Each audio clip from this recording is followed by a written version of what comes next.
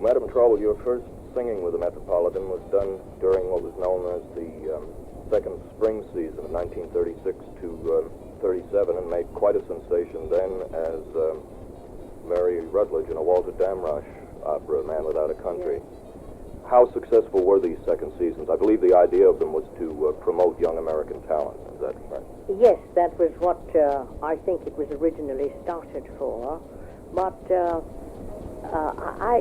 part of Mary Rutledge, I sang for Walter Damrosch. I had promised him when he was in St. Louis, and he heard me sing there. I was the soloist for the St. Louis Sängerfest. All the chorus, the German choruses from all over the country congregated. It was in St. Louis for that season.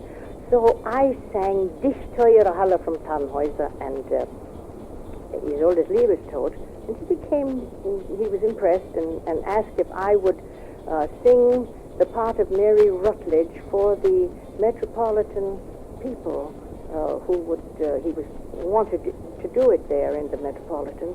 And so I said, yes, I would sing it in his home. Mm-hmm. But then he kept on talking to me about it, and finally I succumbed to singing at the Metropolitan. It was not a part for me. My voice was too big for it. It was for a lyrical soprano. But I had wonderful reviews from it and all. But of course I wasn't as happy as that as I was in some of the other things later on. Well, then it took about 2 years after that for the main company of the Metropolitan to become interested Yes, in it you. was.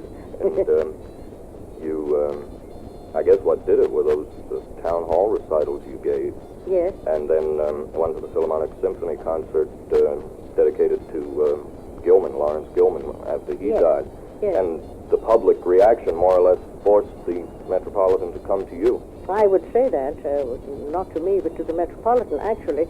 I gave a New York recital, and then the Ford programs were also in going great guns at that time, and I sang with Fritz Reiner the following Sunday. It was in the fall. I sang the recital one Sunday. The next Sunday I sang with the Ford program, and the following